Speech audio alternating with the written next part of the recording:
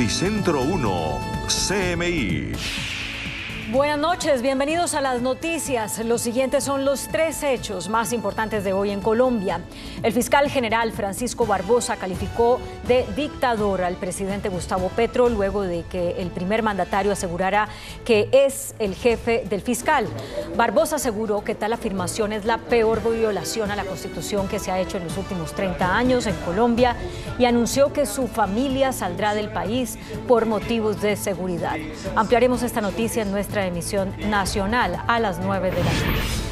El fiscal me irrespeta como jefe de Estado, así lo afirmó por su parte el presidente Gustavo Petro desde Portugal.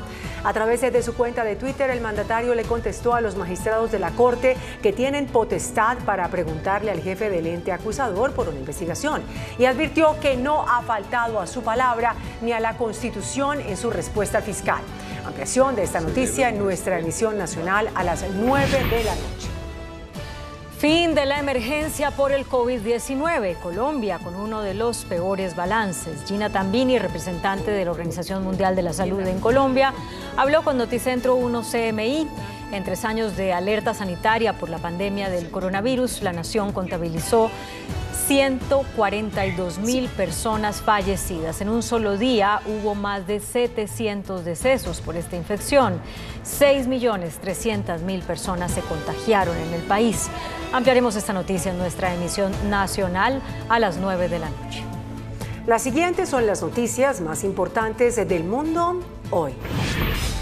La Organización Mundial de la Salud declara fin de la alerta máxima por la pandemia de COVID-19 en el mundo. Los mercenarios del grupo Wagner le anuncian a Putin que se van a retirar de Ucrania porque no les envía armas ni municiones. Desempleo en Estados Unidos cae a 3.4%, el nivel más bajo en 54 años. Interminables filas para presenciar la coronación del rey Carlos III. El rey Carlos III sale a las calles en busca de apoyo horas antes de su coronación. Con Claudia Palacios y Margarita Ortega. La Organización Mundial de la Salud declaró hoy el fin de la alerta máxima global por la pandemia del COVID-19 que regía desde enero de 2020. Desde Ginebra, el director general de la Organización Mundial de la Salud aseguró que el organismo ya no califica al coronavirus como una emergencia global, marcando un final simbólico a la devastadora pandemia de COVID-19 que desencadenó bloqueos que alguna vez fueron impensables, trastornó economías en todo el mundo y mató a al menos 7 millones de personas.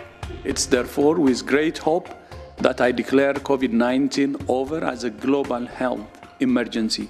Pero advirtió que no se baje la guardia. However, that does not mean COVID-19 is over as a global health threat. Last week, COVID-19 claimed life every 3 minutes, and that's just the deaths we know about. As we speak, thousands of people around the world are fighting for their lives in intensive care units. And millions more continue to live with the debilitating effects of post-COVID-19 condition. El jefe de la OMS estimó que la pandemia dejó al menos 20 millones de muertos, casi 3 veces más que el balance oficial de su organización. El más alto nivel de alerta de ese organismo fue declarado el 30 de enero de 2020, unas semanas después de la detección en China de los primeros casos de esta enfermedad viral respiratoria, contra la cual no existía entonces ningún tratamiento específico. El líder del grupo ruso Wagner anunció que sus combatientes se retirarán el próximo 10 de mayo de la ciudad ucraniana de Bakhmut por falta de municiones. El jefe del mercenario grupo Wagner, a través de un video, anunció que su compañía militar privada abandonaría Bakhmut porque sus combatientes no tienen municiones. Además, durante su discurso arremetió contra el Ministerio de Defensa ruso y los altos mandos militares del país y dijo que sus militares estaban condenados a una muerte sin sentido. La tasa de desempleo en Estados Unidos bajó 1/10 en abril, se situó en el 3,4%, la menor en 54 años. El mercado laboral en Estados Unidos repuntó inesperadamente en abril, con una creación de empleo en alza y una tasa de desempleo en descenso. Sin embargo, el dato aleja la esperada ralentización que busca la Fed, que hace unos días volvió a subir sus tasas para frenar la alta inflación en la nación norteamericana. En abril se crearon 253.000 puestos de trabajo, según anunció el Departamento de Trabajo, un fuerte aumento en comparación con los 165.000 de marzo. En contraste, la tasa de desempleo volvió a descender hasta el 3,4%, la menor en 54 años, y que aplasta las señales que parecían indicar que las subidas de las tasas de interés estaban enfriando el mercado laboral para buscar un aterrizaje suave de la economía. El alza de los precios en Estados Unidos ha sido alimentada en gran medida por el importante crecimiento de los salarios debido a la falta de mano de obra. Y todo está listo en Reino Unido. Dentro de unas horas, Carlos III será coronado como rey. Las calles de Londres están inundadas de personas que llevan días acampando con la esperanza de presenciar el histórico evento, mientras la seguridad del país se encuentra en máxima alerta. Nuestra corresponsal en Londres, Luisa Pulido, nos preparó el siguiente informe. Londres se prepara para vivir un momento histórico, la coronación del rey Carlos III, el más longevo de la historia, quien ascenderá al trono con 74 años. Cientos de personas están acampando desde los inicios de esta semana para poder ser testigos directos de este momento histórico.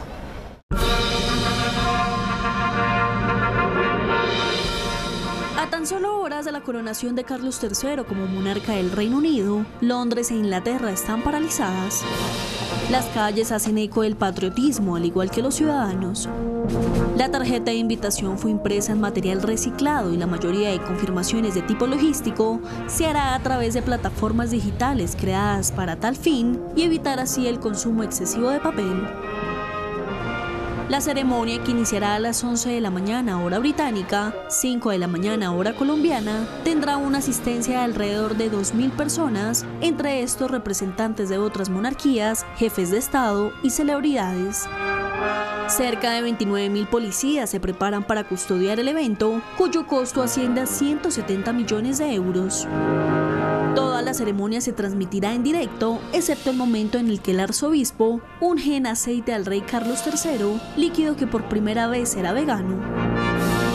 Posterior a esto, a Carlos III se le colocará la corona de San Eduardo y se le entregarán las históricas joyas de la corona del siglo XVII. La popularidad de la reina Camila, aunque ha ido transformándose a lo largo de los años, tuvo sus peores años en los 90, cuando la princesa Diana de Gales, la esposa de Carlos, dijo que había 3 personas en el matrimonio. Sin embargo, esa popularidad ha ido cambiando y la reina Camila es reconocida por abanderar las luchas de las mujeres aquí en el Reino Unido. La mujer de 75 años ha estado en el foco de los medios desde los años 90 en Inglaterra. Sin embargo, en ese entonces era señalada por la opinión pública por ser la razón principal de la separación del primer matrimonio de Carlos III con Lady Diana Spencer, hecho que la condenó a ser considerada como la mujer más odiada de la nación. A pesar de no tener la mejor imagen pública por esos matices de su historia con Carlos III, después de una campaña astuta y una postura sobria ante las críticas que en su momento la acecharon, Camila ha logrado llegar a un 48% de la aceptación dentro de la comunidad inglesa, por lo que su pasado no será un impedimento para incorporarse exitosamente en una de las monarquías más importantes de Europa. Además, su apoyo a todas las víctimas de violencia doméstica le ayudó a darle vuelta a su imagen pública, que estuvo manchada por mucho tiempo. Ahora será la mano derecha de Carlos III tras su coronación en el Reino Unido. Carlos tuvo el título de príncipe de Gales por más de 50 años. Desde ahí demostró sus pasiones por la naturaleza, por la arquitectura, pero también fue protagonista de varias polémicas. Con la muerte de Isabel II, tras uno de los reinados más largos de la historia, se abrió una nueva era. El momento de reestructurar la Casa Real Británica y de que los personajes protagonistas asuman los roles para los que se llevan preparando toda la vida. Carlos Felipe Arturo Jorge de Gales es el hijo mayor de Isabel II y Felipe de Edimburgo. Nació el 14 de noviembre de 1948 en el Palacio de Buckingham. Cuando su madre heredó el trono, el príncipe Carlos tenía solo 3 años de edad. En 1958 recibió el título de príncipe de Gales y es el príncipe que más años, 70, ha sido heredero de la corona en la historia británica. El príncipe Carlos de Gales se casó con Lady Diana Spencer el 29 de julio de 1981, con lo que Diana se convirtió en princesa de Gales. Su matrimonio terminó en 1992, pero el divorcio se hizo oficial el 28 de agosto de 1996. La infidelidad de Carlos con Camila Parker es sin duda uno de los episodios de su vida más polémicos. Su popularidad entre la opinión pública bajó hasta niveles mínimos. Aunque Carlos III es un cristiano practicante, líder de la iglesia anglicana que va a la iglesia todos los domingos, está también interesado en el Islam y en la espiritualidad en general. Uno de los retos principales del rey Carlos III será garantizar el futuro de la monarquía, ahora que empiezan a escucharse voces de movimientos pequeños, pero que exigen que el Reino Unido se convierta en los próximos años en una república parlamentarista. Las más recientes encuestas revelaron que la población británica no considera tan relevante como antes tener una monarquía. Actualmente un 27% apoya su abolición, un aumento considerable si se tiene en cuenta el 15% que se mantuvo vigente durante la mayor parte del siglo XXI. El monarca tiene por delante la tarea de modernizar la monarquía para acercarla y hacerla más accesible a la sociedad, así como mantener la imagen pública de la corona en un contexto de mayor escrutinio y cuestionamientos a la familia real. Y en vísperas de su coronación buscó mostrarse más cercano a la ciudadanía al salir a saludar a algunas de las cientos de personas ya apostadas en las cercanías del Palacio de Buckingham. Actualmente el poder político de la monarquía constitucional británica es en gran parte simbólico y representativo, por lo que se espera que los miembros de la familia real se mantengan políticamente neutrales. No obstante, Carlos III ha tenido varios antecedentes de haber hecho lo contrario luego de opinar sobre diversos temas. Como prueba están las cartas que escribió en 2015 a ministros de gobierno expresando su preocupación sobre temas como las finanzas, las fuerzas armadas y la medicina herbaria. Carlos III también se enfrentará al dilema de ser el rey de solo la iglesia anglicana o ser el defensor de la fe en una nación que se volvió mucho más multicultural. Durante su etapa como príncipe de Gales, forjó sólidas relaciones con los países de Medio Oriente e incluso llegó a consolidar una maravillosa relación con el mundo musulmán, especialmente en lo que se refiere a la interculturalidad y el diálogo religioso. Estas coronaciones están llenas de mensajes, de ritos y de tradiciones como las sillas y las coronas. Entre la ceremonia, la procesión y el saludo en el balcón se verán pasar joyas que valen millones y otras prácticamente invaluables por su antigüedad e historia. La corona del Estado Imperial pesa más de 1 kilo, mide 31,5 centímetros de altura y tiene 2.868 diamantes, 17 zafiros, 11 esmeraldas, 269 perlas y 4 rubíes. La corona de San Eduardo tiene unos 57 millones de dólares en oro y piedras preciosas. La corona se hizo para el rey Carlos II en 1661 para reemplazar a la corona medieval fundida en 1649. El anillo del soberano y el anillo de la reina consorte, compuesto por un zafiro con una cruz de rubí engastada en diamantes y símbolo de dignidad real. Otras joyas y símbolos que se verán durante la coronación serán las diferentes espadas, el orbe del soberano, los cetros del soberano, la ampolla y la cuchara reales y los brazaletes y espuelas de oro. A las 5 de la mañana hora de Colombia iniciará esta ceremonia histórica en la que Carlos III será coronado. Se prevé que sobre las 7 de la mañana de Colombia Carlos III habrá sido coronado y arrancará entonces oficialmente la era del rey Carlos III. La última coronación que presenciaron los británicos fue hace 70 años, exactamente, la de la reina Isabel II, la madre de Carlos. Desde Londres, Luisa Pulido para Noticentro 1, CMI. Muchas gracias a Luisa. Ahora es posible llevar unos audífonos inalámbricos dentro de un reloj inteligente gracias a WatchBuds, un nuevo dispositivo que incorpora una zona para cargar y guardar los auriculares en la muñeca del usuario. Pese a que los relojes inteligentes han experimentado una relativa estandarización en cuanto a diseños y características en los últimos años, hay compañías tecnológicas que buscan romper con la estética establecida con dispositivos como el Huawei Watch Buds, un reloj inteligente cuya carcasa se puede levantar como una tapa, ya que en su interior podemos encontrar unos audífonos inalámbricos, los cuales están magnéticamente conectados en una zona para cargarlos y guardarlos con seguridad en la muñeca del usuario. Puedes utilizarlos para tener conversaciones, para escuchar música. Puedes utilizar uno o puedes usar los dos. Los audífonos que incorpora el Watch Buds son extremadamente pequeños, pero son controlables de manera táctil, incorporan 2 micrófonos y además no hacen distinción entre el auricular izquierdo o derecho, ya que pueden cambiar automáticamente entre canales y funcionar para ambos lados de los oídos. Muy buenas noches. Segunda parte de la entrevista con el señor ministro de Hacienda, el doctor Ricardo Bonilla. Le pregunté anoche, señor ministro, y me quedé esperando la respuesta. Keynes, que es un maestro, propuso primero no impuestos para estimular demanda. Y al final propuso sí impuestos para aumentar, digamos, ingresos al Estado. Finalmente ustedes más impuestos, menos impuestos y más impuestos. David, un Estado debe financiarse de alguna manera. Y la mejor forma de financiarse son los impuestos, que además generan un sentido de pertenencia al país, al territorio.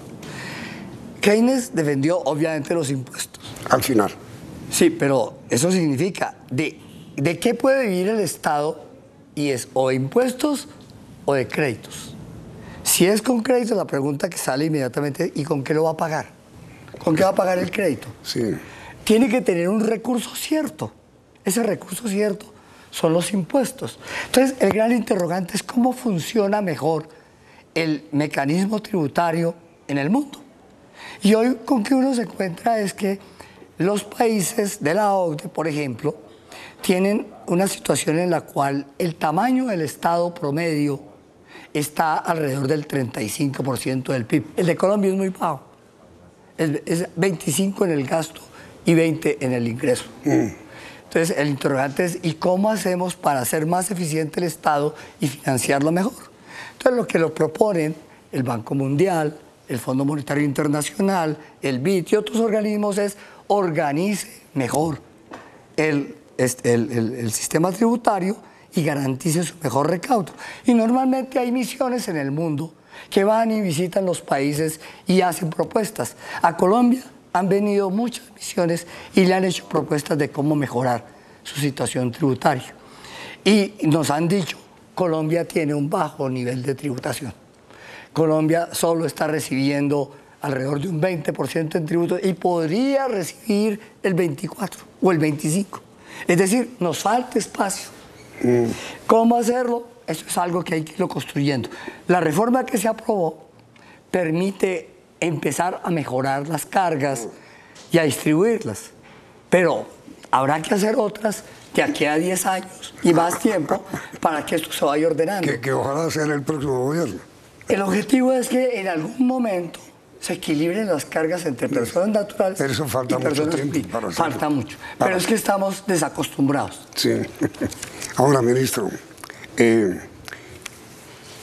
digamos, el afán que se nota en usted de buscar ese equilibrio se advierte con el altísimo reajuste en el precio de la gasolina ayer, de una vez 600 pesos.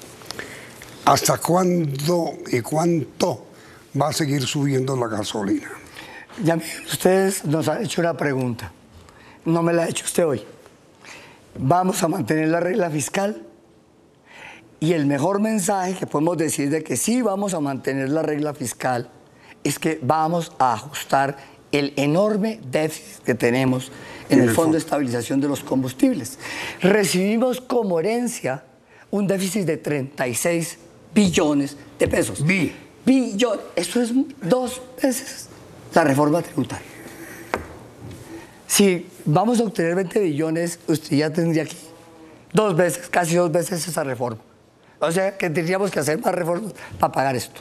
Y eso es una discusión que tenemos que dar con profundidad. Entonces me dicen, mantengamos la regla fiscal. Y los organismos internacionales me dicen, el mejor sentido de estabilidad está ahí. Bueno, eso presiona y obliga a que aumentemos el precio de los combustibles y que los nivelemos con el precio internacional. ¿Cuál es el desfase? En gasolina premium, hace rato está nivelada. La gasolina premium nunca recibió subsidio y por eso está por encima de 18.000 pesos. ¿Y no va a subir? No, va a subir lo normal dependiendo del precio internacional. Sí. Eso es libre, ya está libre mercado hace rato. ¿Y la corriente? La corriente tiene un desfase que hace que al precio internacional hoy deberíamos estar alrededor de 16.000 pesos y solo estamos en 12, es decir, tenemos un desfase de 4.000 pesos. ¿Hay que llegar a 16.000? Hay que llegar a 16.000 en unos meses. Entonces, el horizonte ¿En unos meses? Sí, el horizonte. O lo hacemos, si reduzco el tiempo, lo puedo hacer hasta que termine este año. Si le bajo el incremento, me va hasta el año 24. Y lo mismo tengo que mirarlo con el ACPM. El ACPM no lo estamos tocando. Él dice por el transporte de carga, ¿no? Porque es transporte de carga y transporte de pasajeros. Ahora, ministro, a propósito de lo que usted dice, que vendrá un aumento dolorosísimo en el precio de la gasolina y las demás dificultades que usted encuentra. En el país de Madrid, el presidente Petro, al referirse, digamos, al gobierno que encontró, dijo en este reportaje que el cambio que él prometió no va a ser tan fácil como lo esperaba. Él dice textualmente, señor ministro, el cambio es más difícil de lo que pensábamos. ¿Cómo es eso? Que nosotros recibimos ese déficit del Fondo de Estabilización del Precio del Combustible. Eso tiene varios impactos. Primer impacto, que si no le pagamos a Ecopetrol ese déficit, Ecopetrol puede quedar en déficit si no le pagamos ese fondo del FEPEC, porque finalmente esa deuda es con Ecopetrol. Ecopetrol tiene excedentes, lo podemos cruzar, pero quedamos entonces que Ecopetrol no le puede entregar al Estado los ingresos que normalmente le entrega.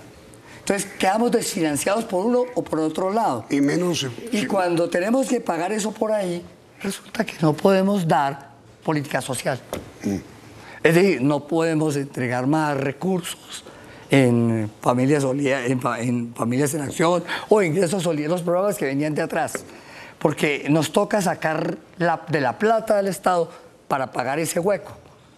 Todo lo que dediquemos a pagar ese hueco es menos plata para subsidios de vivienda o para subsidios de alimentación o para subsidios de transporte. Mire, señor ministro, como usted también lo sabe, Estados Unidos está afrontando una situación económica sumamente difícil y algunos analistas han previsto default, es decir, no va a tener con qué pagar la deuda. ¿A quién le den Estados Unidos? ¿A Japón, a China y al sistema financiero internacional? Ahí están los tres grandes acreedores. ¿Qué pasaría en Colombia si, como dicen algunos analistas, Estados Unidos entra en default, es decir, en quiebra? El problema mayor que tenemos en Colombia es que nuestro socio comercial y nuestro socio político más importante es Estados Unidos. Sí. Y en el momento en que entre en quiebra, empezaremos seguramente a ver que no nos van a comprar bienes. Entonces, no le vamos a poder exportar a ellos y vamos a reducir nuestros ingresos. Como no lo vamos a poder comprar, tampoco podremos hacer importaciones. Entonces tendremos que empezar a mirar al resto del mundo. Y hoy el resto del mundo es China. Lo que hoy tiene el mundo realmente es un problema de equilibrio de fuerzas entre China y Estados Unidos. Para Colombia sería catastrófico que Estados Unidos entrara en quiebra. Por supuesto, porque si empieza a tener dificultades para abastecerse en compras internacionales, no nos va a comprar a nosotros. Y la pregunta es, ¿nosotros les vendemos productos esenciales? Entonces, la respuesta es, el café se considera un bonito producto, pero no es esencial. Sí. En un default, seguramente empieza también a perder capacidad productiva de Estados Unidos, entonces ya no va a necesitar el mismo abastecimiento. Pues la gran dificultad es que podríamos llegar a la crisis del 1930. No, mejor dicho, no hablemos de pesadillas, ministro. Exactamente. Que sería eso si Estados Unidos lo sufre. Ministro, el dólar, ¿a qué se debe tanta oscilación del dólar? El dólar oscila por diferentes razones, tasa de interés, los precios de los combustibles, el déficit en cuenta corriente, ese tipo de comportamientos son distintas opciones con las cuales el dólar oscila. Si nosotros seguimos teniendo un déficit de cuenta corriente alto, lo que significa es que estamos pidiendo más plata para comprar en el resto del mundo que la que recibimos del resto del mundo. Y eso solo lo podemos compensar con inversiones que vengan del resto del mundo. Ahí es donde tenemos las dificultades y el dólar empieza a subir. La tasa de interés, la tendencia en el último año y medio en el mundo es que las tasas subieron en todas partes. La Fed acaba de volver a subir. Sí. En Colombia estamos en el mismo debate. El Banco de la República subió a 13.25. Sí. Estamos más o menos al mismo nivel que con la inflación. Sí. Pero la perspectiva en este momento es preguntar con el banco, ¿va a seguir subiendo o ya llegamos al límite para empezar a pensar en bajar? ¿Y usted qué espera? Yo espero que con las cifras de inflación el Banco de la República vuelve a evaluar, porque si ya estamos prácticamente nivelados, no tiene sentido seguir subiendo. Lo que tiene sentido es dejar un espacio para comenzar a bajar en el segundo semestre. Pero le quiero recordar algo. En la reunión de mayo, la Junta del Banco no toca tasas. Hay reuniones de la Junta en donde se tocan tasas y otras donde no se tocan. En la agenda de mayo no está. Eso o sea, se vuelve a mirar. Eso ya es un anuncio de alivio. Sí, señor. Se vuelve a mirar en junio. Y podría ser el comienzo del descenso de la tasa. Podría. En la práctica, en la Junta de junio es donde se va a sopesar. Y mayo no. Mayo no, porque no se va a discutir. Junio podría venir. Junio sí, y puede que en junio quede parejo, que no se mueva, pero que ya muestre la tendencia hacia adelante para que al final del año baje. Uno que esperaría que la inflación de este año está proyectada que puede terminar entre 8 y 9.5. Son distintas versiones. Pongámosle que sea el 9.5. La inflación de este año. Sí, proyectada. Eso significa que en ese momento, si el banco no baja tasas, tendríamos un diferencial de casi 4 puntos. ¿A favor? A favor. Con respecto a lo que venía. Sí, pero lo que necesita es, porque ya está bajando la inflación, es volver a bajar. ¿Para qué? Para dinamizar la producción. Sobre este tema, señor ministro, y también volviendo un poco a Keynes y al expresidente Uribe, él también es partidario de lo que le voy a preguntar. Lo ha dicho además públicamente. ¿A usted le gusta subir salarios?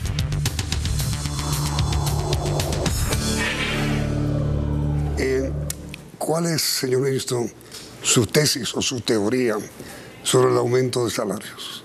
El aumento de salarios debe ser adecuado y justo con las coyunturas económicas. Por ley, en Colombia, por decisión de la Corte Constitucional, el incremento salarial no puede estar por debajo de la inflación. Más un punto de producción. Más productividad. Sí. Y cualquier otra cosa adicional es una decisión política. El año pasado subió mejor dicho, subió más que la inflación y más que el punto de producción, que de productividad. El año pasado subió a 16 con una inflación de 13.2. ¿Eso podría seguir ocurriendo? Nosotros tenemos que seguir examinando en qué medida esto ha fortalecido la capacidad de demanda de los ciudadanos. Pero repito, si nosotros no fortalecemos el aparato productivo, la gente termina teniendo plata que no tiene dónde comprar. Y eso genera inflación. Pues mire, el crecimiento del salario mínimo el año pasado fue el más alto en toda la historia de Colombia. Y este año, señor ministro, hemos tenido la inflación más alta en alimentos en toda la historia de Colombia. ¿Qué iba a hacer usted antes? No exactamente en toda la historia de Colombia. En 1990, antes de la Constituyente, la inflación de Colombia era cercana al 30%. La más alta que hemos tenido en el país es de 33%. Después de la Constitución, que se aprobó la independencia y autonomía del Banco de la República, y que es uno de los logros importantes a sostener, la tasa de inflación comenzó a bajar. La recesión de 1998-99 aterrizó la inflación y bajamos casi 9 puntos en un solo año. En lo que va transcurrido del siglo XXI, hemos estado hasta ahora, de esta coyuntura, hemos estado por un dígito y logramos llegar al 3%, que es la meta de largo plazo. El objetivo ahora es volver a controlar la inflación, que no se nos desborde, y que al controlar la inflación, empezar a mirar qué pasa con ella, podamos otra vez proyectarnos hacia la tasa del 3%. A ver, señor ministro, tal vez me confundí cuando hablé de inflación. Hablaba yo concretamente era de la inflación en alimentos. Está por encima del 30% el crecimiento de precios en alimentos. Y usted bien lo sabe como amo de casa.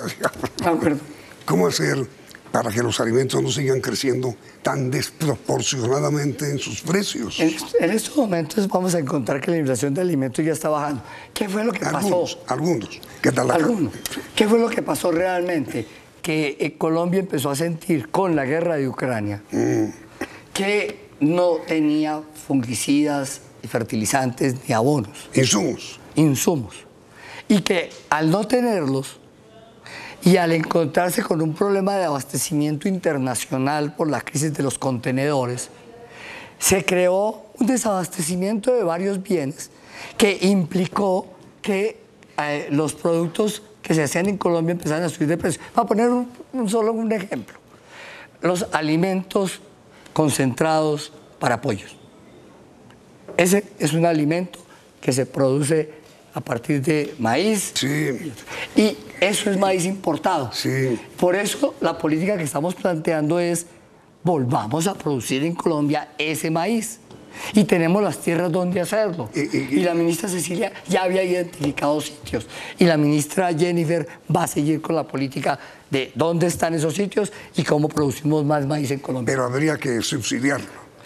El subsidio finalmente es dependiendo de cuál es la diferencia entre producirlo en Colombia y el precio internacional. ¿Estaría usted dispuesto a crear ese subsidio para evitar la importación y que nosotros volvamos a ser productores de maíz? Somos partidarios de generar un subsidio para que esos abonos y esos fungicidas los podamos tener en mejores condiciones para los productores agropecuarios. Pero el objetivo más allá es volvamos a producir esos abonos y esos fungicidas. Pero eso significa también que los campesinos asimilen técnicas de post cosecha y que ojalá lo ideal es lo hagan en la misma región donde producen, no que los productos salgan de la región en bruto y que la post cosecha se esté haciendo en Bogotá o la hagan en otra parte del mundo. Señor ministro, el IVA, ¿qué va a hacer usted? ¿Qué piensa hacer para acelerar la facturación electrónica del IVA? La DIAN está en proceso de modernización tecnológica y ese es el instrumento más importante. Todavía no he sentado a mirar en qué está la DIAN. Yo llegué hace 3 días. Pero lo que queremos propiciar en la DIAN es que efectivamente esa transformación tecnológica permita facilitar con todos los contribuyentes las relaciones más claras y que esto signifique que no solamente sea fácil declarar, sino que la DIAN tenga los instrumentos para identificar y fiscalizar las declaraciones y que además la DIAN pueda hacer el seguimiento de la factura electrónica. El mejor mecanismo para que el IVA no se evada es factura electrónica. Y la idea suya es estimular al 100%. Estimular al 100% la factura electrónica. La factura electrónica, y eso implica plataformas tecnológicas. Eso significa también inversión. Sí, señor. Modernizar la DIAN en ese tema. ¿Está usted dispuesto a hacerlo? Esa es la principal apuesta, porque necesitamos modernizar el papel de la DIAN. Señor ministro, a propósito de inversión de la DIAN, ¿usted proyecta ratificar a todos los funcionarios que dependen de su despacho? Yo primero quiero conocer el trabajo de cada uno. Yo conozco a muchos de los que están allí. DIAN. En la DIAN también conozco. ¿Lo conoce? Ah, sí. Ya está ratificado. No, quiero conocer el trabajo y evaluar, y por lo pronto el único reto que tengo en este momento es que el viceministro técnico que trabajó de la mano del ministro Umaña, que es Gonzalo, renunció antes de que saliera Umaña, de que saliera el ministro Campo, y voy a traer una viceministra. Señor ministro, el presidente de la República en España, al responder una pregunta de un medio de comunicación sobre la reciente crisis, él habló de que algunos de los ministros retirados le hicieron trampa. ¿Usted presume? Yo los intríngulis de esas relaciones no las conozco, pero la percepción que tengo es que el presidente piensa que con él llegaban a un acuerdo y después se hacía otra cosa.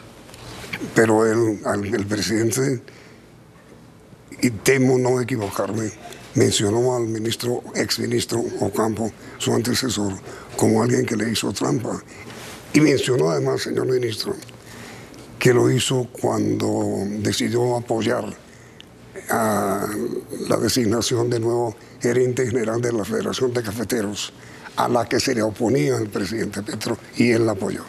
Sí, hay un desfase con relación a la situación de la Federación Nacional de Cafeteros, y ese entiendo que fue claramente el punto para tomar la decisión. Y públicamente, además. Públicamente. El presidente estaba apoyando a otro candidato que no estaba en la terna. Sí, señor. Para tratar de zanjar la situación, el presidente lo que propuso fue que el día de la asamblea se aplazara mientras yo llegaba y me enteraba de la cosa. Eso ya se dio, y ahora ¿qué nos toca hacer? Ahora nos toca sentarnos con los nuevos dirigentes de la federación y volver a recomponer las relaciones. Y ese es el propósito. A ver, señor ministro, miren, el doctor Germán Bamón, nuevo gerente de la Federación de Cafeteros, en un reportaje del Tiempo el domingo que yo le hice, dijo que le extendía la mano al presidente Petro, que estaba contra él, estaba contra su elección como gerente. ¿Usted está dispuesto a arreglar el problema? Nosotros tenemos que llegar a la federación y volver a plantear las relaciones de trabajo. Para la federación, para el gobierno y para el país es muy importante, por todo lo que representa. Sí, señor. En términos de la cantidad, la magnitud de caficultores que tiene Colombia, pero además en términos de lo que representa por las relaciones con el gobierno. Sí. Y el manejo. Finalmente, la Federación de Cafeteros maneja un parafiscal, y eso significa que a eso hay que darle transparencia. Sí. Entonces, nosotros tenemos que acercarnos. Mi papel es servir de puente. Es decir, la respuesta a mi pregunta es sí, vamos a trabajar con el nuevo gerente de la federación.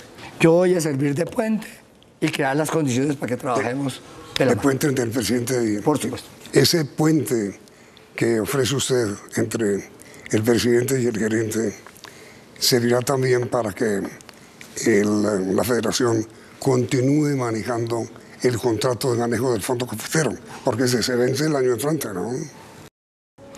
Ese puente significa que revisemos las relaciones con la federación y también evaluemos cómo se está administrando el fondo. Es decir, habrá de parte suya mano extendida al gerente general de la federación. Pero evaluando el manejo del fondo. ¿Se va a reunir con esto? Por supuesto. Para arreglar.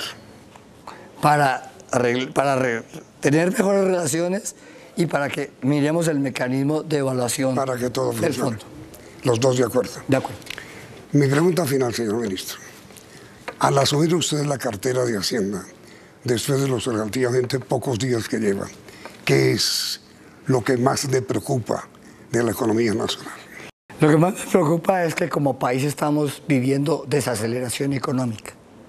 La desaceleración no es solo nuestra, viene en todo el mundo, y usted me habló hace un rato del probable default en Estados Unidos.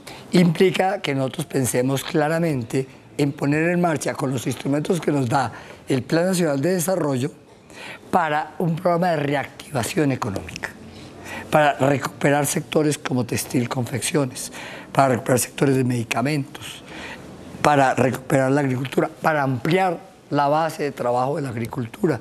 Entonces, en el plan de desarrollo está planteado cómo comprar tierras para dedicarlas a la agricultura y que podamos hablar de más de 7 millones de hectáreas. Es decir, señor ministro, punto 1A del nuevo ministro de Hacienda, que es usted, para el futuro, reactivación económica. Reactivación económica.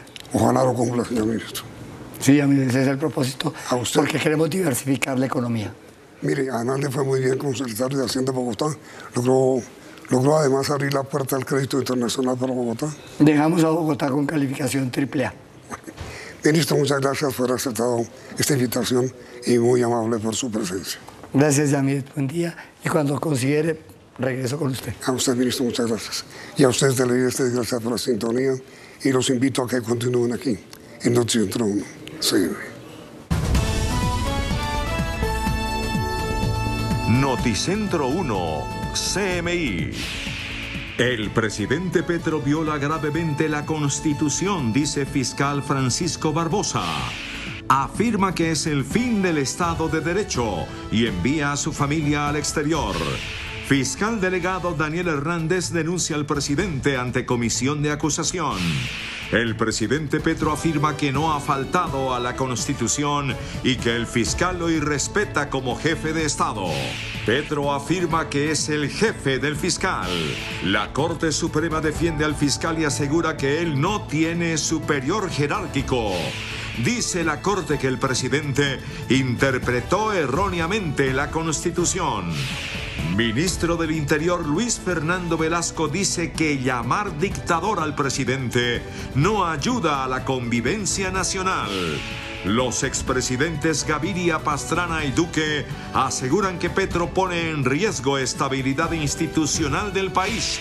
Documento de 29 exmagistrados pide respeto a la separación de poderes. Fin a la pandemia COVID-19. En Colombia produjo 142.000 muertes y más de 6 millones de infectados. Consejo de Bogotá aprueba alza del predial para clubes sociales. Alcalde de Cali, Jorge Iván Ospina, propone legalizar venta de droga. Ex candidato presidencial Rodolfo Hernández enfermo por tumor en el colon.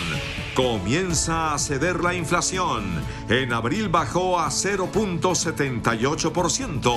Informe especial desde Londres con nuestra corresponsal sobre coronación mañana del rey Carlos III. Con Claudia Palacios y Margarita Ortega. Iniciamos nuestra segunda hora de noticias. El fiscal general Francisco Barbosa calificó de dictador al presidente Gustavo Petro, luego de que el primer mandatario asegurara que es el jefe del fiscal. Barbosa aseguró que tal afirmación es la peor violación a la Constitución que se ha hecho en los últimos 30 años en Colombia. Jefe de gobierno. La tormenta política y judicial protagonizada por el presidente de la República, Gustavo Petro, y el fiscal general Francisco Barbosa alcanzó hoy su punto más crítico, tras meses de confrontación entre los dos funcionarios. Hoy el presidente Gustavo Petro aseguró que era el jefe del fiscal, lo que desató una enérgica respuesta de Barbosa, quien en una intervención de casi una hora arremetió contra el primer mandatario, explicando por qué él considera que el presidente no es su jefe. Lo que ocurrió el día de hoy es la situación más grave que haya ocurrido bajo la vigencia de la Constitución de 1991. Gustavo Petro fue elegido presidente de la República, no fue elegido dictador en Colombia. Gustavo Petro juró la Constitución el 7 de agosto cuando se posesionó, no su Constitución, la Constitución de 1991. El fiscal anunció que su familia saldrá del país, por lo que él considera un ataque directo contra él por parte del primer mandatario. Yo no tengo superior jerárquico en este país, como lo acaba de decir la Honorable Corte Suprema de Justicia. Me imagino que tendré consecuencias contra mi vida, seguramente. Y yo responsabilizo a Gustavo Petro de lo que pueda pasarme a mí o a mi familia. Barbosa se defendió atacando y dijo que a diferencia del presidente, él no ha sido indultado.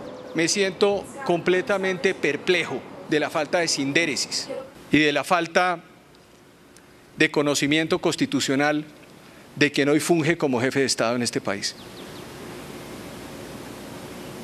Seguiré cumpliendo mi función constitucional en Colombia hasta el día que termine mi función. El inicio de la nueva controversia se dio a raíz de una petición del presidente Gustavo Petro para investigar supuestas omisiones en investigaciones de homicidios del Clan del Golfo, lo cual para el fiscal fue una intromisión del Ejecutivo.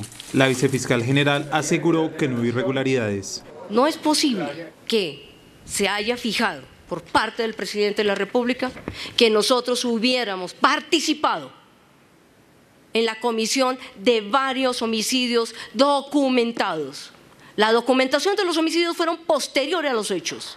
El fiscal anunció que interpondrá acciones legales contra el presidente Gustavo Petro ante los estrados nacionales e internacionales.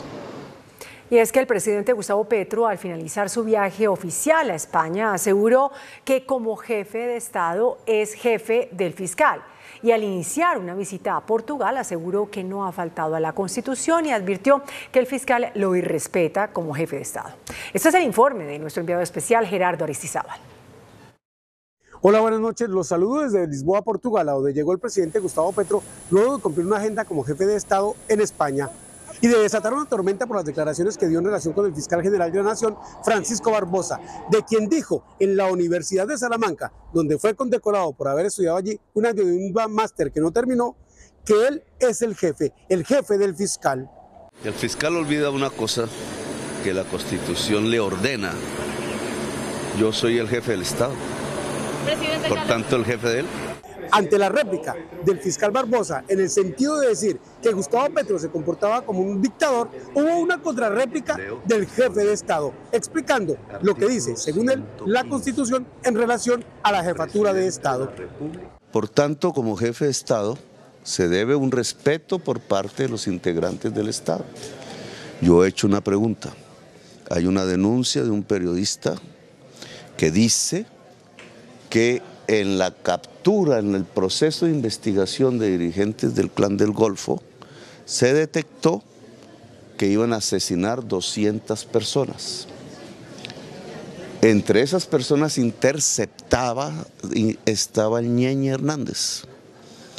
Quienes interceptaron por mandato de la ley fueron puestos presos, agentes de la fuerza pública. Y las 200 personas que los fiscales del caso tenían con su nombre y sus datos personales y sabían que iban a ser asesinados, fueron asesinados. ¿Por qué no se les avisó? ¿Por qué no se protegió? ¿Por qué cogieron preso fue a quienes adelantaban la investigación? Y ante el respaldo que le dio la Corte Suprema de Justicia al fiscal general Francisco Barbosa, en un largo trino, el presidente Gustavo Petro explicó por qué él insiste en que el fiscal Barbosa le debe respuestas al país en relación con una investigación que él, como jefe de Estado, le pidió que hiciera para averiguar si es cierto que fue engavetada por un fiscal, Daniel Hernández, a pesar de denuncias que comprometieron la vida de 200 personas. En este largo trino, el presidente Petro insistió en sus críticas al fiscal general Francisco Barbosa. Dijo en sus dos últimos párrafos, si no hay respuesta, sino hay respeto permanente al jefe de Estado, se puede entender entonces que la justicia en esta institución no quiere o no puede investigar un crimen de lesa majestad. Si no obtengo respuesta y la justicia, léase, fiscalía, no quiere o no puede investigar un delito de lesa humanidad, no puede activar el jefe del Estado los mecanismos que la Constitución y el derecho internacional le confieren para que exista justicia, se preguntó el mandatario. Aquí en Portugal, el presidente Gustavo Petro desarrollará agenda oficial, reuniones con el presidente de Portugal, lo mismo que con su primer ministro, y con empresarios interesados en invertir en energías eólicas. Recordemos que Portugal es la potencia en Europa sobre energías limpias. Desde Lisboa, Portugal, Gerardo Aristizábal, Noticentro 1, CMI. El ministro del Interior, Luis Fernando Velasco, pidió al fiscal general que sea prudente, pues en su concepto, cuando Francisco Barbosa dice que el presidente Petro es un dictador, no está ayudando a la convivencia nacional. Estado judicial. Un llamado a la mesura, a la tranquilidad y a tramitar diferencias por las vías institucionales hizo hoy el ministro del Interior, Luis Fernando Velasco, y le pidió al fiscal general que, teniendo en cuenta su gran responsabilidad, sea prudente. Decirle dictador no es una manera amable de referirse al señor presidente, especialmente cuando se viene de un hombre tan poderoso y que tiene tanta responsabilidad institucional como el fiscal. El ministro Velasco explicó que el presidente Petro no está hablando de ser jefe nominal del fiscal. Es que él no se estaba refiriendo a jefe funcional. Él se estaba refiriendo a algo que es claro, y es que los colombianos, en un ejercicio democrático que hemos pactado en la Constitución y que se llama elecciones, dijeron que el presidente era el jefe del Estado. El ministro Velasco considera que el presidente Petro no está desconociendo la independencia de los poderes. No, porque él no está dando órdenes. Él, como jefe de Estado, articulando las funciones que tienen que hacer cada una de las ramas, llama a un funcionario de la rama judicial y le dice, oiga, que hay una información, por favor, profundice en ella. El ministro Velasco concluyó pidiendo que se pase la hoja y que todos los funcionarios con responsabilidades ataquen a los verdaderos enemigos del país, que según él son los delincuentes y los corruptos. Los expresidentes de la República, César Gaviria, Andrés Pastrana e Iván Duque, criticaron al presidente Gustavo Petro y afirmaron que ha puesto en grave riesgo las instituciones del país por desconocer la separación de los poderes públicos. Utilizando las redes sociales, los 13 mandatarios se pusieron en contra del presidente Petro. En la cuenta de Twitter del Partido Liberal se lee: el presidente Petro, declarándose jefe del fiscal, pone en riesgo todo el sistema institucional del país. Expresidente de Colombia, César Gaviria. Andrés Pastrana escribió en Twitter: por su espíritu totalitario o por ignorancia, Petro decidió desconocer que la separación de poderes es el principio fundamental de la democracia. Su ataque radical al Estado de Derecho, lanzado desde territorio extranjero, es gravísimo para las instituciones democráticas. Iván Duque dijo a su turno: ser jefe de Estado no significa ser emperador y pretender someter la independencia de poderes y a los organismos de control. La Fiscalía no está supeditada a los caprichos de ningún gobernante. Pretenderlo es romper la Constitución. El expresidente Ernesto Samper, duro crítico del fiscal y de la procuradora general, pidió que ellos dos pasen a la comisión de acusación por politizar la justicia. El trino del expresidente Samper dice: la comisión de acusaciones de la Cámara debería leer con lupa las intervenciones políticas del fiscal Barbosa y de la procuradora Cabello, que caen en el terreno minado de la judicialización de la política y la subsecuente politización de la justicia. A su turno, los expresidentes Álvaro Uribe y Juan Manuel Santos no han tomado partido hasta ahora en la polémica entre el presidente y el fiscal. El presidente de la Corte Suprema de Justicia, Fernando Castillo, salió en defensa del fiscal general Francisco Barbosa. Aseguró que el presidente Gustavo Petro está interpretando erróneamente la Constitución.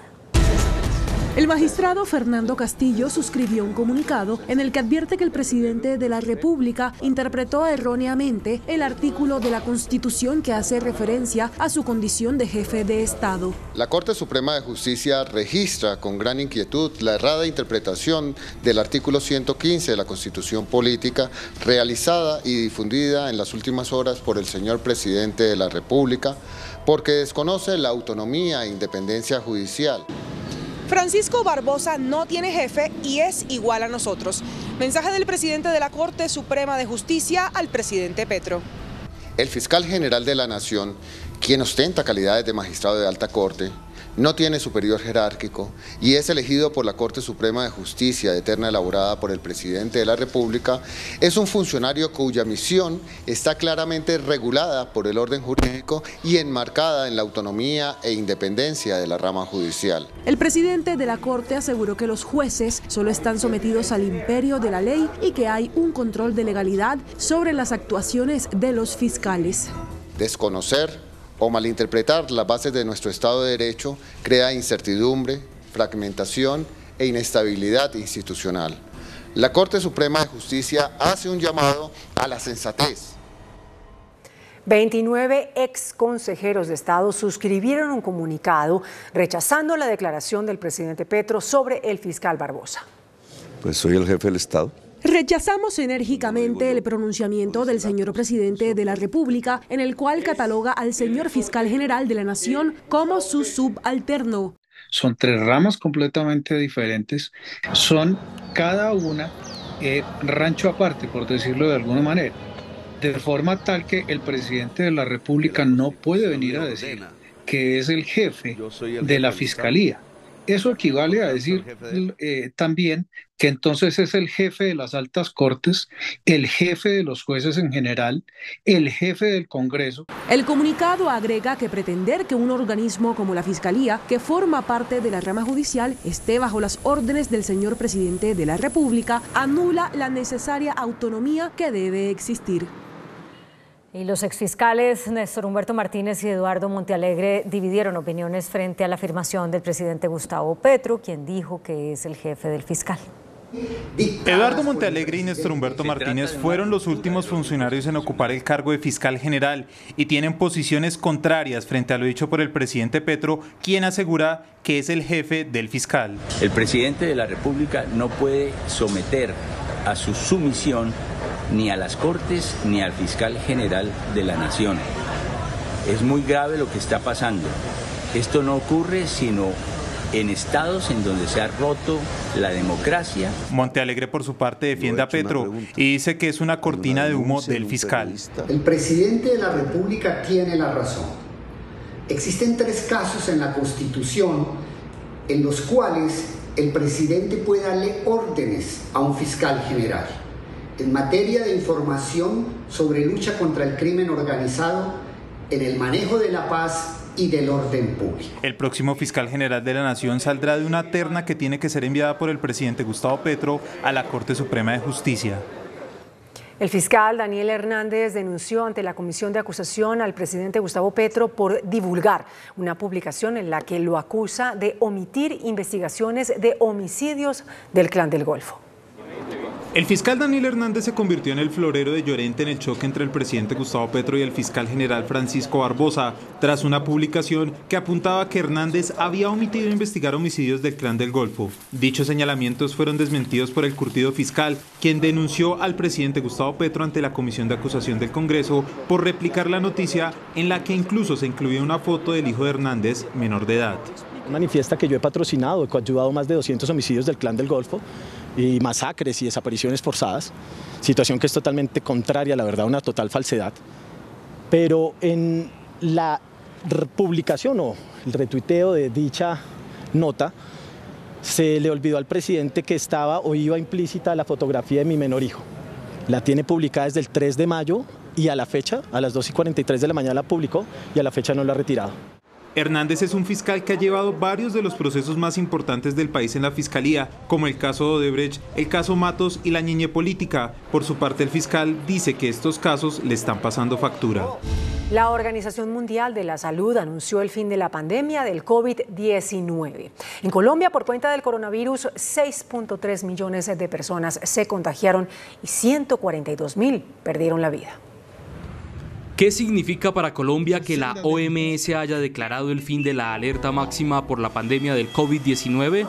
Es que ya estamos viendo que las cifras mundiales y las cifras en los países y en las regiones del mundo han tenido una disminución importante, los números de fallecimientos también, así como de hospitalizaciones o casos que necesitaban la atención en los cuidados intensivos. Este es el balance que entrega Gina Tambini, representante de la Organización Panamericana de la Salud y de la OMS en Colombia. A nivel del país se alcanzaron más de 6.300.000 casos y lamentablemente más de 142.000 fallecimientos. El primer caso de coronavirus en nuestro país se confirmó el 6 de marzo de 2022. Desde ese día la curva de contagio creció a un ritmo acelerado. Llegamos a 740 fallecidos en un día.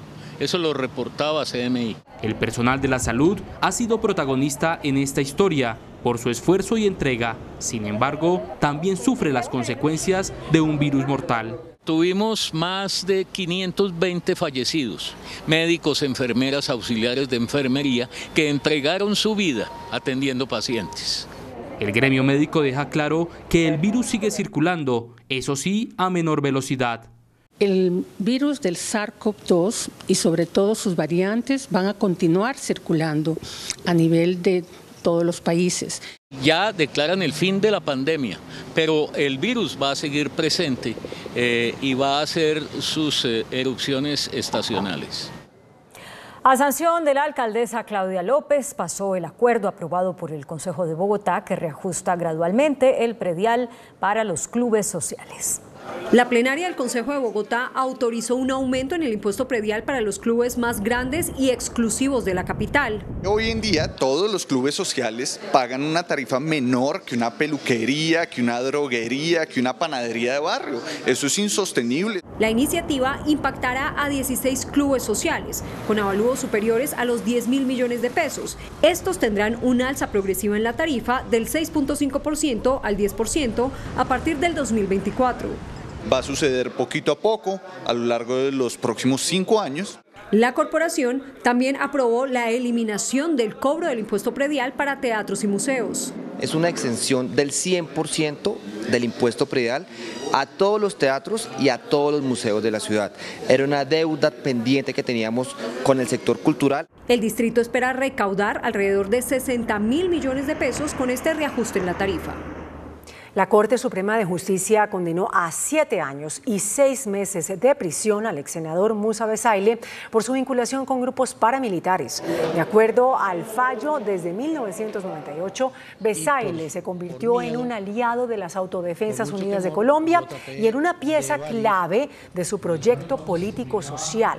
Besaile colaboró en la expansión política de los paramilitares, recibió su apoyo y hasta les asignó cuotas burocráticas.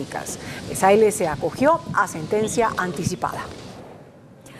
Por tercera vez fue capturado el exfutbolista de la Selección Colombia, Diego León Osorio, quien presuntamente pretendía llevar casi 2 kilos de clorhidrato de cocaína hacia España. La detención del exjugador de la Selección Colombia ocurrió en el Aeropuerto Internacional José María Córdoba de Río Negro. Un perro detectó los 1.849 gramos de clorhidrato de cocaína en las plantillas de 4 pares de tenis que pretendía transportar en su equipaje el exjugador. De igual manera, contamos con el apoyo de... José Edgar Méndez se convirtió en el 11º firmante de paz asesinado en lo ocurrido de este año. El crimen se registró en el sector de Muchilanga, vereda Pílamo, en zona rural de Huachené, en el departamento del Cauca. Él era José Edgar Méndez Molina, quien adelantaba su proceso de reincorporación en el departamento del Cauca. Había hecho parte del ETCR Dagoberto Ortiz de Monterredondo en Miranda y era líder del esquema de protección de una filial de la cooperativa Ecomún. En esta situación de coyuntura electoral se ha crecido la acción violenta contra firmantes de paz. Personas armadas llegaron hasta donde se encontraba José Edgar y le dispararon a quemarropa. Al gobierno nacional estamos exigiéndole que se activen todos los mecanismos que estableció el acuerdo de paz. Es decir, hoy estamos diciéndole al gobierno, el discurso hay que acompañarlo con el acto concreto. El firmante de paz cayó justamente cuando hay fuertes enfrentamientos entre los grupos armados en la región. En un acto de reconciliación se encontraron el hijo del exgobernador de Antioquia, Guillermo Gaviria, asesinado por las FARC, y Pastor Alape, desmovilizado de esa guerrilla. Así estrecharon sus manos Daniel Gaviria, hijo del exgobernador Guillermo Gaviria Correa, y Pastor Alape, exguerrillero de las FARC, hoy firmante de paz, como símbolo de perdón. Ocurrió en Caicedo, el municipio del occidente antioqueño, donde hoy hace 20 años fue asesinado el exmandatario por el entonces grupo guerrillero. Yo lo veo a usted dando pasos hacia la no violencia y eso me da confianza a mí, y eso unido con los pilares de la no violencia me lleva a poderle extender el perdón. Como de impulsarnos, como de decirnos, miren señores, ese es el camino que ustedes tienen que mantener. Hoy concluyó el segundo día de la Cumbre Internacional de la No Violencia con la participación de líderes mundiales. El alcalde de Cali, Jorge Iván Ospina, propuso legalizar la venta de sustancias psicoactivas. Polémica ha causado Jorge Iván Ospina, alcalde de Cali, luego de que en las últimas horas propuso legalizar el expendio de sustancias psicoactivas como mecanismo para disminuir el tráfico de drogas. Yo le quiero pedir al país, si ya es legal que alguien consuma una microdosis, debe ser legal el sitio donde esa dosis se adquiere. que estén debidamente regulados. El alcalde tiene huevo. Mientras miles de padres de familia nos preocupamos por alejar a los muchachos de la drogadicción, el alcalde la está promoviendo. ¿Será que el alcalde no ha ido a los entornos educativos, no ha ido a los parques de Cali, donde el consumo está creciendo? La propuesta del mandatario generó diferentes opiniones en los sectores de la sociedad. El ex candidato presidencial Rodolfo Hernández será sometido a un tratamiento luego de ser diagnosticado con un tumor en el colon. 2 días después de ser internado en el Hospital Internacional de Colombia, esta tarde el Centro Médico entregó un reporte sobre la salud del ex candidato presidencial Rodolfo Hernández.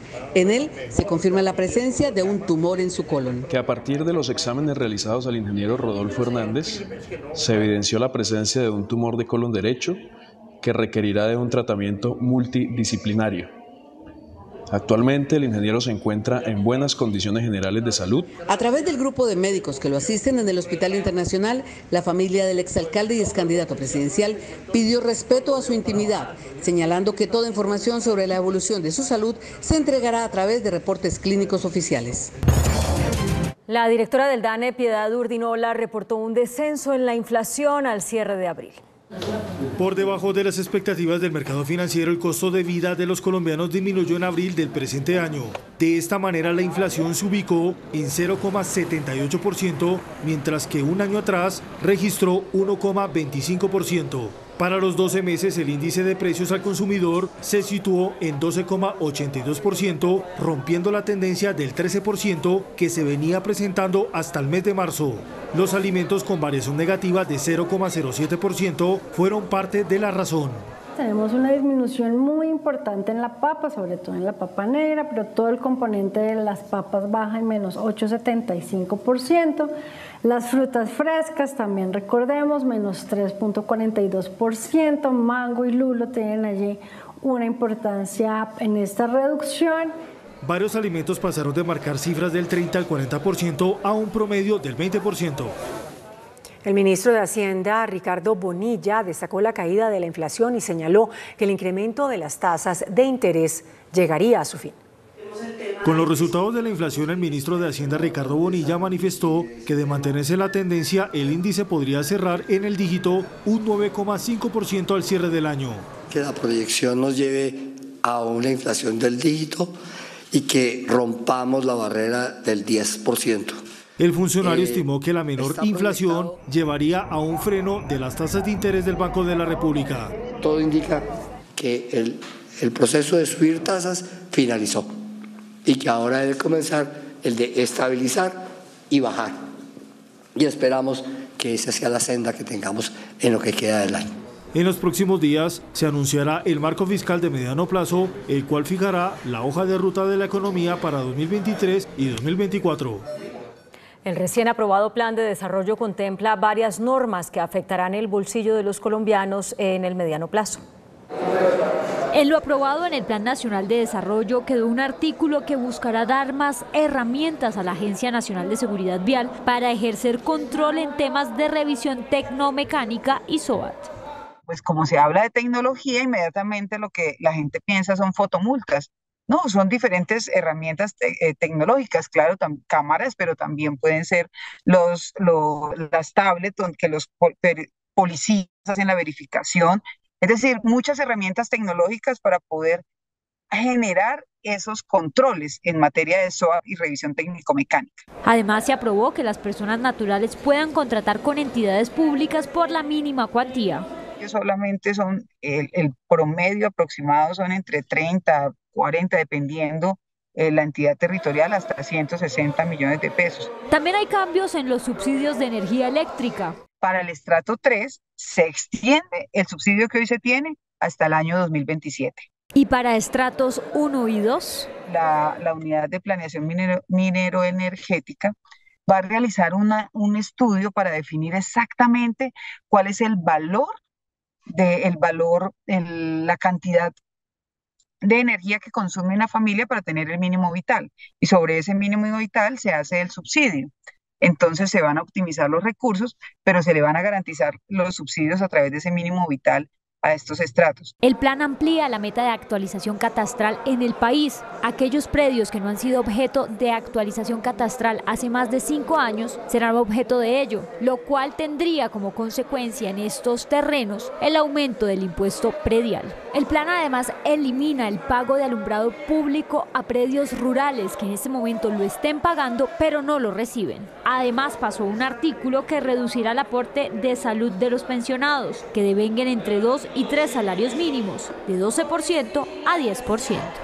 El Plan Nacional de Desarrollo asegura la financiación de la primera y segunda línea del Metro de Bogotá, además de 3 cables aéreos, pero deja a medias la financiación de Transmilenio. No se aprobó la sobretasa al predial que buscaba cubrir el déficit del sistema. ¿Cómo le fue a Bogotá en el Plan Nacional de Desarrollo aprobado por el Congreso? Está la línea 1 y la línea 2 del Metro de Bogotá, los cables de Bogotá, el de San Cristóbal, el de Potosí, y el reencuentro, ese es el de Monserrate, entre otros.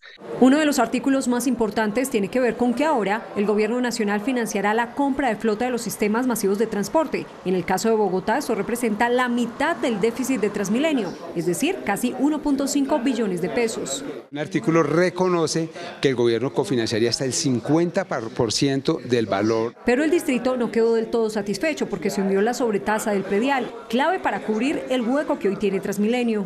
Ahí sí creo que es importante mayores recursos en la adición presupuestal. Sobre el metro quedó el polémico artículo que para proyectos férreos le permite al gobierno nacional cofinanciar más del 70% de los costos asociados a posibles modificaciones. Puede o no afectar el metro respecto de las negociaciones que vienen adelantando la señora alcaldesa y el señor presidente. El plan de desarrollo también aprobó facultades extraordinarias al presidente para adquirir el complejo hospitalario San Juan de Dios. El índice de capitalización de la bolsa, que mide el comportamiento de las 25 principales acciones, cerró al alza. El índice selectivo MSCI Colcap de la Bolsa de Valores de Colombia subió 0,48% a 1.164 puntos. La acción de Ecopetrol fue la que más subió, con una valorización de 4,57% a 2.081 pesos. La acción preferencial de Cementos Argos fue la que más bajó, con una pérdida de 5,07% a 2.230 pesos. También la acción más negociada de la jornada fue la de Ecopetrol, al movilizar más de 12.000 millones de pesos. El dólar cerró a la baja. Indicadores económicos en Noticentro 1, CMI. La tasa representativa del mercado que regirá hasta el próximo lunes será de 4.552 pesos con 56 centavos. Los profesionales del cambio compran la divisa en promedio en 4.350 pesos y la venden en 4.420 pesos. Un euro cuesta 4.990 pesos con 50 centavos. La libra de café en Nueva York se cotizó a $1.91. El azúcar se transó en 26,42 centavos de dólar la libra. El barril de petróleo WTI se cotizó en $71.32. La referencia Brent para Colombia se cotizó en $75.41. Una acción de Ecopetrol cuesta 2.081 pesos.